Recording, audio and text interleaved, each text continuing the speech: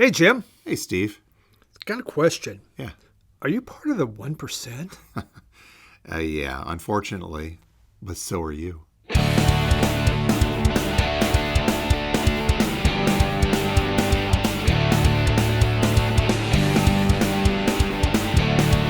And welcome to Two Guys Talking About Records, the weekly podcast where we just talk about records and anything else that just happens to pop in our minds. My name's Steve, and I'm a record collector. And I'm Jim, and I am a record store owner, and that's going to kind of come into play today. So thanks for being here, Steve, and thank you all for listening to this. The podcast, by the way, available now on Spotify and iHeartRadio, and we're working on a few others. Wonderful. So thank you to everybody who's tuning in on that. So being a part of the 1%, we'll get to this a little more in depth shortly, has to do with not that famed 1% that we vilify other people for, but the 1% that is being marked up by Discogs that will be passed on to all of the sellers and buyers eventually. Oh. We'll explain that here in a few minutes. But to get things started, how was your week and what did you bring in goodie-wise? You know, I actually, it's a good week. I've got some really cool stuff. And, you know, one of them was, I bought here at Radio Wasteland that Syd Barrett had introduction to, which was kind of a reissue. I think they had put this out, I saw in 2010 or something. Yep. It is extremely good. If you ever want to get into Syd Barrett, they have the songs from what he did with part Pink Floyd, but then his solo work, but it's so nicely done. The packaging was excellent.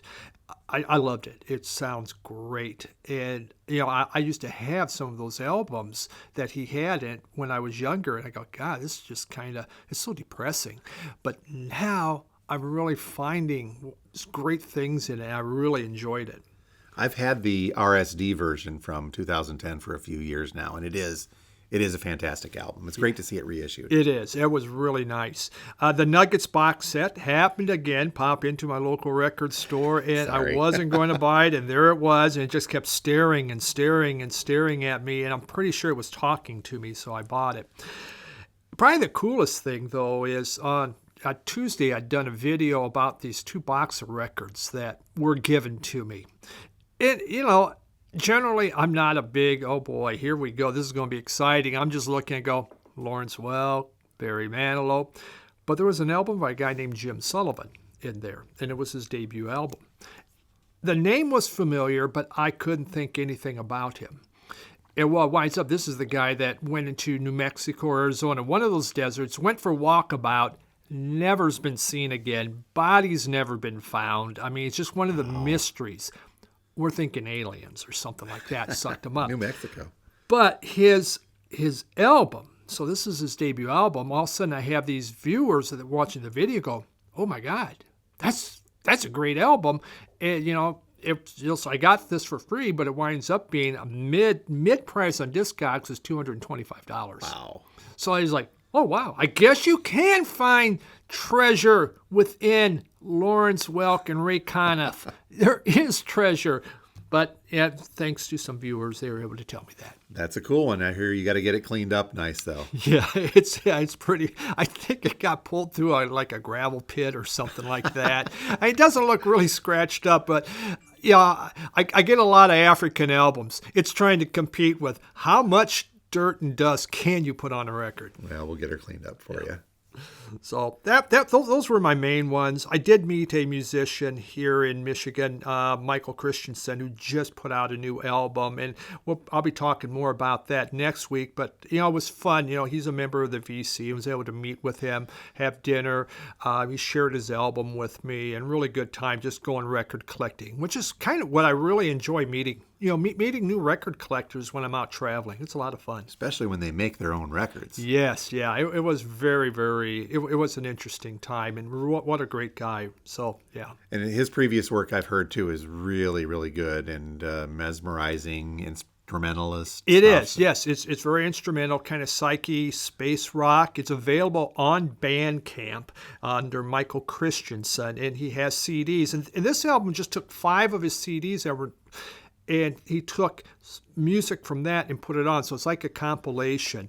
But it was just very relaxing, very interesting. I really liked it. Well, I had a very quiet week bringing stuff in. In fact, only one legitimate, but your Nuggets box set made me revisit something else. But first off, a recent release, and this is a reissue from Music on Vinyl. You know how I feel about that label. They are the more affordable version of MoFi. There's great sounding stuff. It's still expensive vinyl, but it's nowhere near the triple digits that MoFi. But Music on Vinyl reissued their Band of Brothers soundtrack from the HBO World War II series. I really enjoyed the series, watched it a few times. I'm not a huge fan of the instrumental orchestration type of soundtracks, but this one I'll make an exception for because I really enjoy the series that much. So It's some really neat stuff. And again, the series not known for its music, but it's great that they were able to put this to vinyl. Really nice packaging, limited edition as Music on Vinyl stuff is. Yeah, so that's neat. I'm enjoying this one. It's very cool. Now, on to the other, though, the Nuggets box set that you picked up. We had that, I'm going to tell a little story along with this as well. The leftover record store day stuff. As a record store owner, we get these lists after the fact saying, hey, these are some of the titles that are still available. Would you like to order more? If we can get them, we'll get them. Nuggets was on that list. This big 4-5 LP box set was on that list. I didn't get any on Record Store Day proper, but I thought, well, I think Steve might like one of these. Lure you in. Yep. But so just to be safe, I ordered 2. And then I ordered 2 from our other distributor as well and forgot about that. And then lo and behold, 4 of them show up in the store. Now, selling Record Store Day stuff after the fact, the more commonly available stuff is a little tricky because they're so widely available online. So when 4 of these $100 box sets showed up, I got a little nervous. I knew you wanted one. Worst comes to worst, I said, I'm going to keep one of these myself. So I listed one of them on Discogs, and it sold on Discogs within 2 minutes. Amazing. And I heard back. But it's a great box set, and then I sold another one here, and I think we've got somebody else looking at the 4th. So, but I came close to keeping one, but then I remembered I have an original Nuggets, the original one from the 1970s, and this was reissued by Rhino again in the 80s, but I do have the 70s one, which is almost as valuable as the big box set. Yeah. But what's cool about the box set is it expands upon the original. It's the original double LP of psychedelic one-hit wonders, if you will, and some that aren't one-hit wonders, but it's just some really great psych stuff. But it includes the second double LP of the Volume 2 that never happened. Okay. So that's what the second one is. And then the 5th album is stuff that just didn't make the cut the first time around. They repackaged for the box set for RSD. Yeah, I need to take out, they did a CD box set, Rhino did, of Nuggets. I need to take that out to compare to see if it's the exact same tracks that are on there, because that was one of my all-time favorite CD box sets, the Rhino Nuggets. And then they did Children of Nuggets of the 80s stuff. So I haven't looked at that yet, but I'm wondering if it's going to be similar. But yes, there went some more money. Well, I had that little battle of conscience and say, do I like the box set with everything or do I like the original? Because I really don't need both. Yeah. I ended up keeping the original. Well, I got both now because I bought the original from you a while last year. So man. Now I do have both. Bring it in. We'll trade it. So on to this week's subject of the 1% and what that is in a reference to. And we're going to go back a little bit to talking about how that sold on Discogs so quickly. But if you are a member of Discogs, whether you use the database or whether you use the marketplace, chances are you saw a message from Discogs last week, and it's flashing through mine. It was a message to sellers and buyers that Discogs is increasing their selling fees by 1%, effective on May 22nd. So coming up very quickly here. We're recording this in early May. So let me read from the letter to sellers that we got from Discogs first off. It said, Discogs has made significant investments in recent years to ensure compliance with various regulatory programs, including tax support and privacy protection. These efforts have ensured a trusted international marketplace for buying and selling music, but they also come with real costs to provide these valuable services. After careful consideration, we are updating our selling fee for the first time in 10 years. So the selling fee will change from 8% to 9% beginning on May 22nd, 2023. The new 9% selling fee applies to both the item and shipping costs, and it's still free to list items for sale.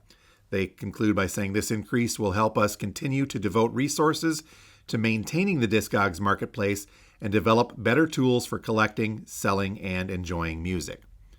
So it's a big move, and there are a lot of people upset about this. But if you look at the bigger picture of this, Discogs has been maintaining this service where they do not charge sellers to list an item like eBay does, and they take their percentage on the back end after an item sells. So their cost increase goes from that 8% to 9% of a album sale on Discogs, which I think is fair.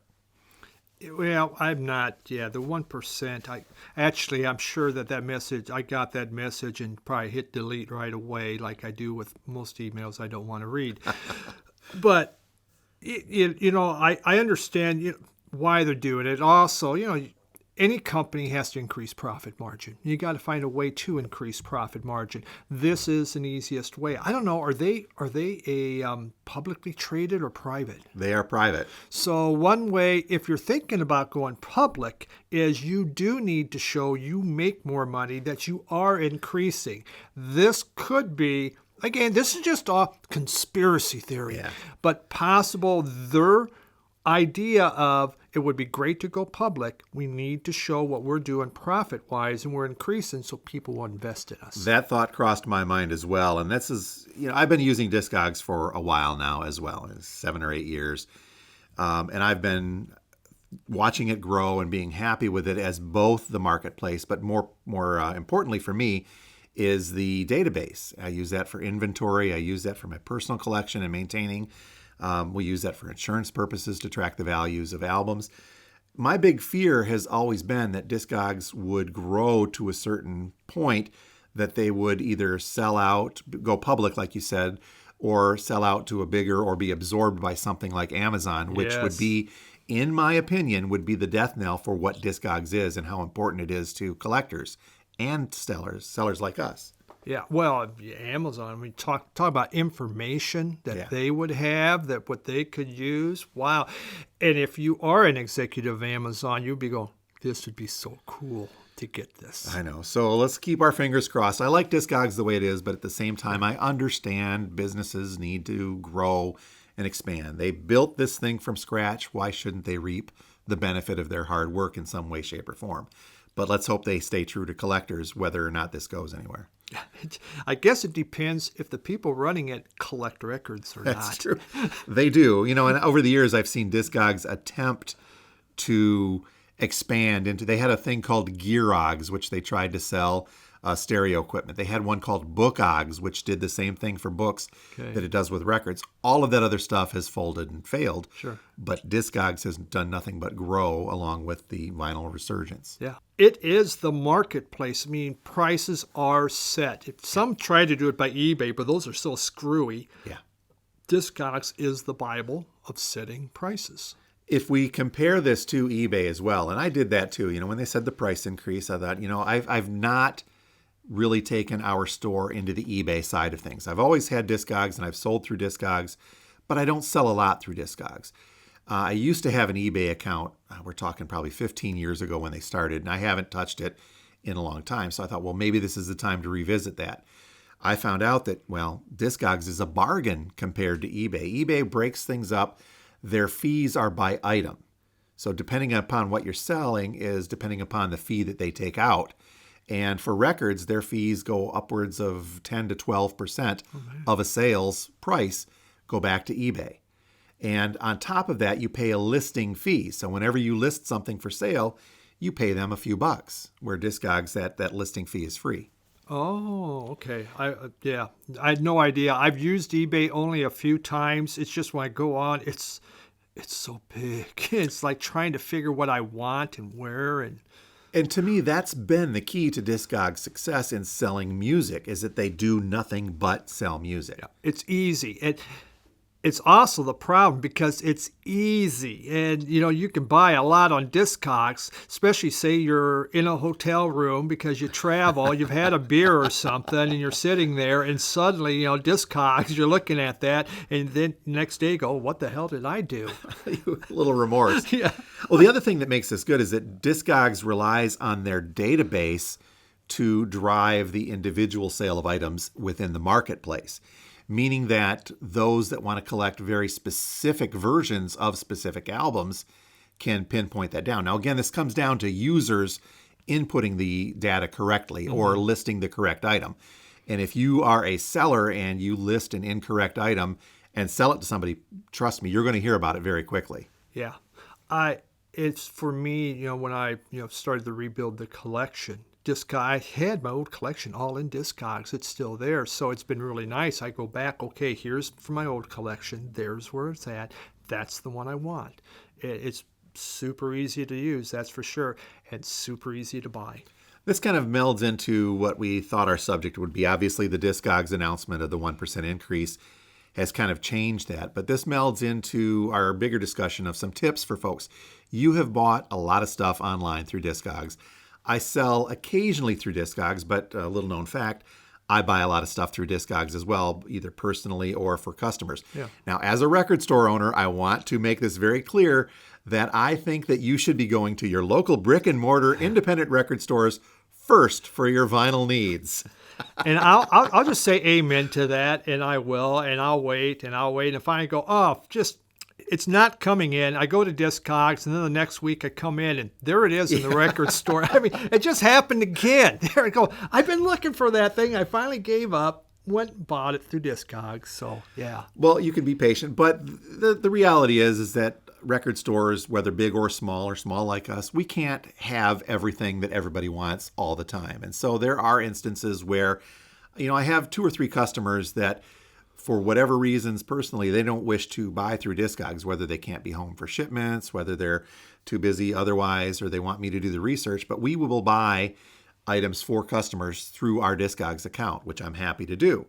And as well as, like I said, I will buy stuff personally once in a while that I can't find elsewhere or get through our distributors, whether it's for me or whether it's to sell here in the store.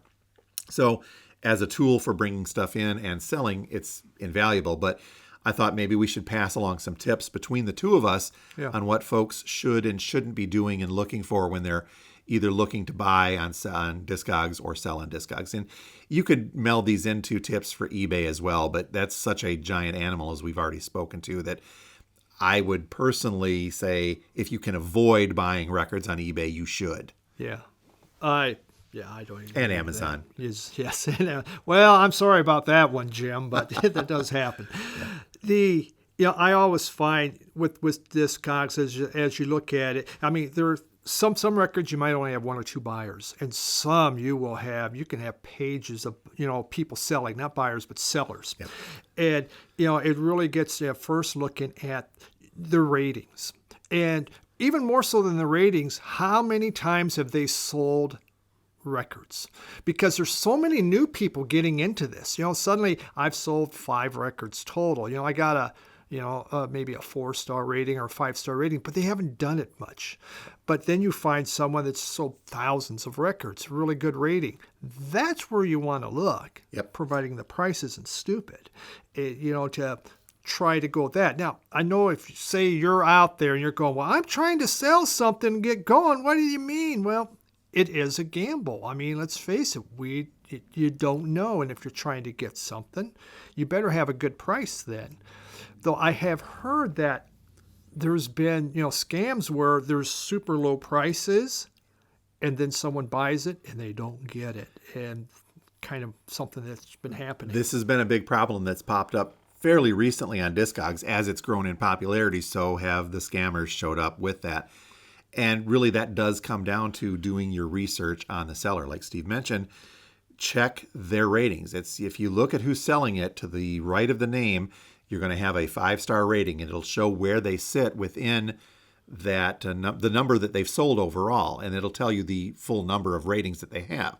So if you have a seller that has a 96 to 97% rating, but they've sold 8,000 records, then that's a decent rating. They've got a good record. You're not going to please all the people all the time. Yeah. Versus if you have somebody that has a 100% rating or even a 99.9% rating, and they've only sold 10 records, you have to take that into consideration, as you mentioned. Yeah, and you can, the ones that, have a little, you can look in, you can see the comments that people have left, so you can kind of get an idea, or was the buyer just being kind of a jerk about it? Or, also the seller, if they answered back, did they try to take care of that person? Yeah, Yep. and I'll see that too. You can get a lot of information by reading some of those comments. And the positive comments are great, especially if you've got somebody that's got a 97 to 98% positive rating. I'm not going to go through hundreds and hundreds of positives saying this guy's great, they're great. Yeah. I'm going to go straight to the negatives and see what the people problem. And you can usually tell if a seller is being a pain in the butt or if they're just one of those hard to please people that like to complain about stuff. It will come through in that seller's comment, or in that buyer's comment rather, to the seller. Yeah. And yes, you need to take that into consideration and really think about that. Yeah, the other thing is with Discogs, I think it's about patience. You can go on there, you can find, if you want an album, chances are you can find it and you can buy it. The thing is that so many people are pricing, you have that medium price, and they'll take a very good or very good plus, and they'll put it up toward the near mint price. Now, you can do that. If I don't need to sell it, I'll sell it for whatever I want. Someone eventually might say, I just want it.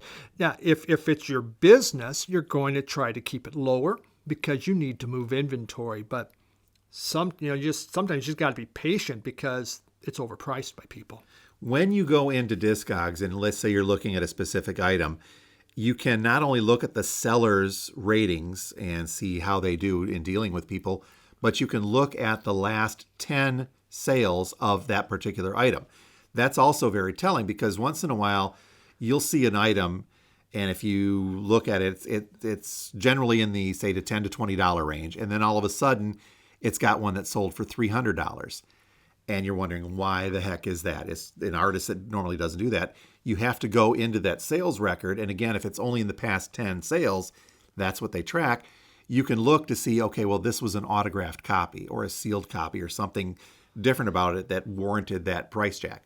Or it very well could have been just somebody rolling the dice saying, I'm going to sell this for $300, and then somebody else buying it for that. But that throws off the whole algorithm with the average. And so that album that should be cheaper now suddenly, according to Discogs, is now more valuable because someone shelled out some big bucks for it. And that is a great point to kind of look. It's just having this patience for it. Have your list. You can put in your want list, though. You just keep getting email after email after email on those. And, for God's sakes, But I do have my list of stuff that I will go back and find if it comes up for a good price. The idea of the Discogs want list is one of the great features of that. But as you mentioned, it gets very bothersome. And from the seller standpoint, I can tell you why that is.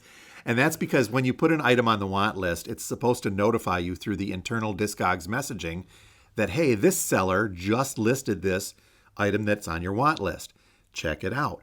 Well, the problem is that there are some sellers, and these are the ones that have thousands and thousands of things, will daily go through, and in the seller's database, you can click one box to essentially unlist all of your items that you have for sale. It doesn't delete them, it just unlists them. And then you can immediately turn back around and relist them. And that process then automatically kicks in another message to every single person like you who has that on their want list. That's why you get messages daily saying that this thing is for sale. And when you look at it, it's the same damn seller.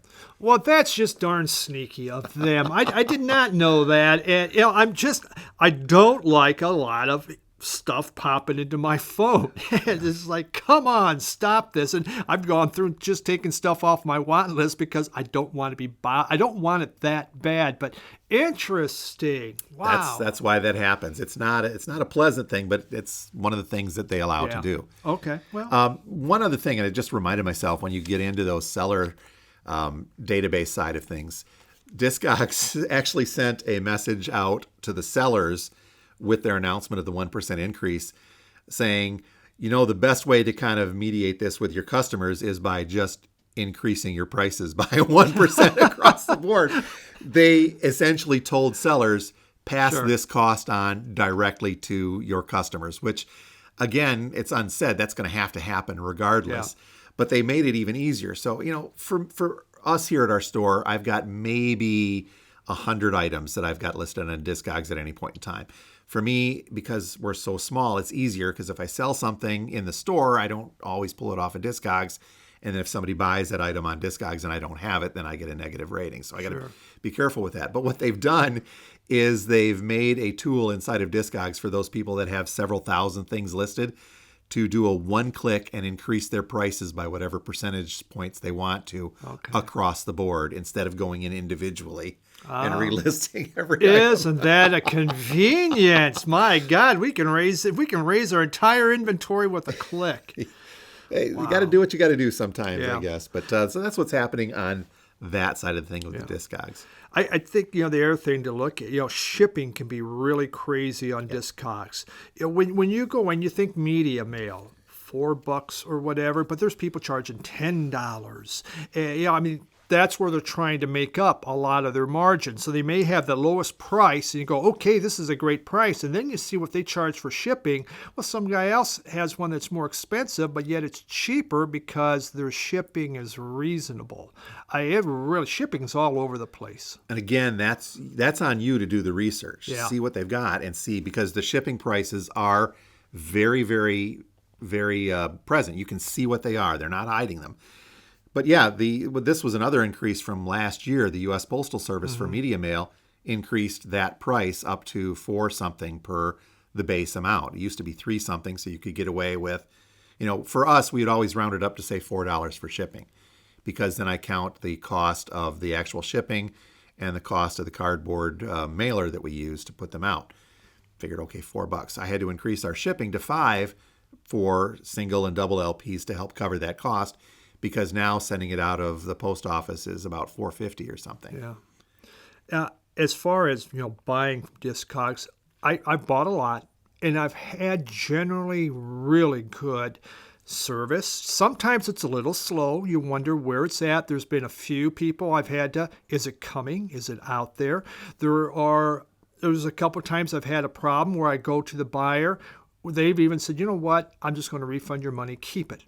Or send it back, and I'll get you something new. For instance, I ordered a Miles Davis. It was a MoFi on the corner, and it said MoFi. It is a good price, so they sent it. It wasn't. It was a music on vinyl that they sent, and so I got a hold of it and says, "Listen, I understand that this can happen, but I ordered a MoFi." And the owner, what he wound up doing is he found a MoFi and gave it to me free. That's cool. Yeah, it was. That was huge, but that was a great seller that wanted someone messed up. One of his people messed up because it was a bigger organization, and it should have been that, or they listed it wrong, and so he did that. And, just incredible. But then, you have a case where, someone says something's very good plus, a cover, and it comes in, and it's not. There's dings on it, it's bent, it's a little dirty. And so I just took this and I gave the guy a neutral rating. And I just said, listen, it wasn't rated properly, I felt. And so I gave him a neutral. Well, he got so mad because he writes back, that hurts my rating. And you wanted that. You just should have told me something. We would have worked it out. Well, I just did. I gave you a neutral rating. I just told you I had a problem with it. And so he gave me a poor rating because I expressed my opinion. Yeah. And, I just, oh my goodness. People can be jerks on there. I've seen that happen It happened to me as well when I bought one thing and said, not quite right, gave them a neutral, and they turned around and gave me a negative, which, by the way, if you are a buyer on Discogs, you may not know this, but sellers can rate buyers. Now, automatically, let's say you purchase an item through Discogs, but you don't pay for it right away. Most sellers, and we're included, have an automated setting in Discogs that if you don't pay within X amount of days, and you can set it for 5 to 6 to 7 or 10 days, then it automatically cancels the purchase and gives the buyer an automatic negative rating based on that. But as a seller, you can do that as well after the transaction. Most times I'll go through and say, good communication, they paid right away. Plus, now little known on here as well, as a seller in Discogs, I can set my selling parameters so that any buyer that has a negative rating of whatever we described the percentage to or set the percentage to cannot see our items. So if you have a negative rating as a buyer on Discogs, let's say you've bought 5 things and you get 1 negative rating, that's going to knock you down enough Yeah. where you will not even see stuff from sellers who have that set to only 99% or more. Oh, the things we're learning today. All this stuff. Wow. Well, I've only had the one negative review, and by the amount I bought off Discogs, I guess no one's really hiding much from me right now. I think my wife, if she finds out about this, she's just going to go in and write negative things about, until I lose all that. Because of that. Yes, We exactly. don't want to do that. Now, one of the other things you mentioned shipping. One of the things you'll get through in comments, through the ratings on folks on Discogs, is how well they package things. That, to me, when I ship stuff out, is tremendously important because and I know like you have as well, and many other people who buy records online and have them shipped, can attest to what a poor packaging job will do to a record. We call it Amazon. Yeah. Oh, they're horrible The about that. crapshoot of Amazon. Sometimes it's great, and sometimes they give you a huge box, and it's rattling back and forth in there. And go, I don't understand. It's just as damaging as, and I've seen pictures where Amazon, and we'll keep saying Amazon, literally put a record by itself inside of a bubble mailer. Yes. And sent it out. Yes, exactly. I've had that. And I do find Discogs, I've been very fortunate. A lot of them, they take the record out so it doesn't damage the your cover when you're shipping it, by moving back and forth. It very well packed. I rarely will have anything that's not well packed, which then again I will give them that comment. I will give them that feedback. It came quickly, well packed. If it was a little slow, I'm going to just say it was slow in coming, but it was well packed, and I appreciate that. And that will help you as a buyer by looking for those comments. When we package stuff, I'm a big proponent of you take the record. Sometimes I'll take them out if they ask, but mostly I package them tight enough that they're not going to bounce around inside the package. But I'll take the record, I sandwich it between two cardboard pieces sized correctly that act as stiffeners. That's wrapped in either paper or bubble wrap, and then it's put into a expandable cardboard mailer fit specifically for records, and then taped down very tightly so that it doesn't bounce around inside of the package. Because there will be, and all the postal folks I know they're great. They're top of the line. We have our carriers that come in here, and I know a couple of customers that are record collectors and postal carriers. They do a good job. But not everybody is like that in that delivery system. Where there was one, I think last year or so, it was a record store. I want to say it was in New Mexico or Nevada. They had, they've got a large online channel, a good YouTube channel. They didn't post about this on their channel, but a news station got a hold of their security footage where they ship out maybe 100 or so records a day or a week, but they save them all up. And their back entrance security camera caught the postal worker wheeling their cart out, stopping the cart full of hundreds of boxes of records about 6 feet away from the back of their open postal vehicle, and then frisbeeing them into the postal vehicle because they were angry at something. Yeah. So they got called down on it. They apologized, no harm, no foul, because they were probably packaged correctly. Mm-hmm. But that's why you have to make sure these are packaged correctly, because you're going to get people who are not having a good day that are not going to be paying attention. They'll fling them. They may set other packages on top of them. So that's why the packaging is so important. And I think, generally, if you look at comments, that will be one of the biggest complaints between that and grading and not properly grading. And grading is tough because it's a matter of opinion. Yes. We all will look at something different, and so, but if you grade something like a very good plus and that album comes in and there's a bunch of little scratches all over it, seriously, what are you doing? And I think a lot of your newer, and I have seen this with newer sellers, they will grade higher than the ones that have been around a long time. They're trying to figure it out. But there's been a few where I've been almost, to the question of, really, should I don't think this is quite right. And be courteous. I mean, you can communicate with the sellers in this instance. Just be open and upfront. Don't be aggressive toward them and say, you blew this one. Just feel them out first and see where they're coming from. Maybe it was just an honest mistake. Yes, and it was, what their thought was versus what your thought is. Who's right, who's wrong? Well, obviously you're right because your thought. But yeah, you do. You need to just be calm with them, and you can generally work it out. Or it could be like that case where I got a free MoFi record because you're very nice. I was very nice to them. Hey, you know what? I understand things happen. I just want to send this back, and if you find another one, I would be interested. And then they personally went out to find it. We're going a bit long today, but this is because this is I think it's a very important subject for record collectors. And what I wanted to touch on also was the subject of international shipping. I really, when I purchase records through Discogs, try to avoid international shipping at all costs. That's not possible sometimes. You have to buy from Europe. You have to buy from elsewhere. You get stuff from Africa. That's an added risk because now you're really kind of taking the one step from our domestic carriers and adding in this international. Plus, you're adding all sorts of import fees and the duty-free stuff that happens or the import fees that are tacked on. Yeah. Buying a record even from Canada will tack on more than the record's worth in some cases. I used to ship out the albums to people just to give them as gifts, but it's got so expensive to go anywhere.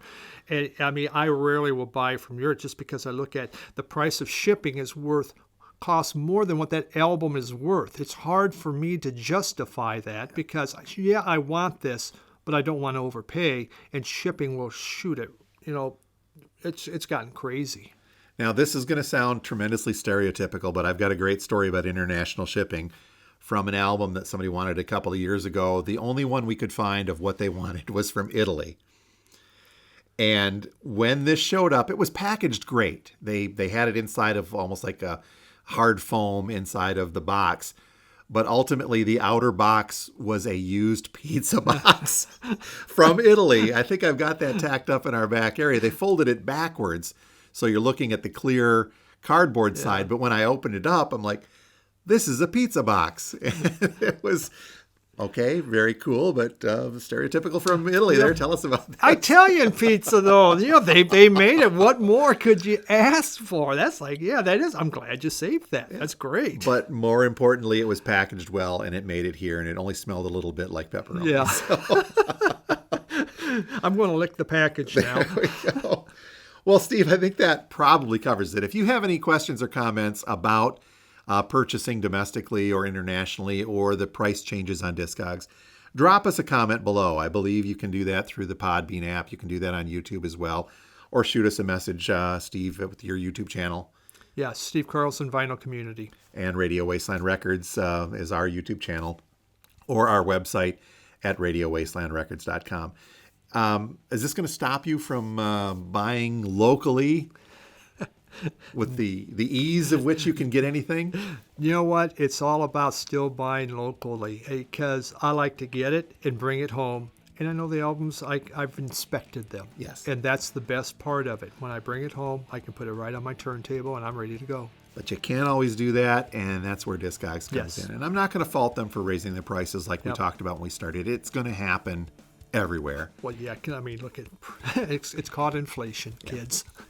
Let's just hope that Discogs stays true to what they do and they don't get absorbed by anything bigger. Yeah, that's the scary part. Yep. Amazon. Sorry about that.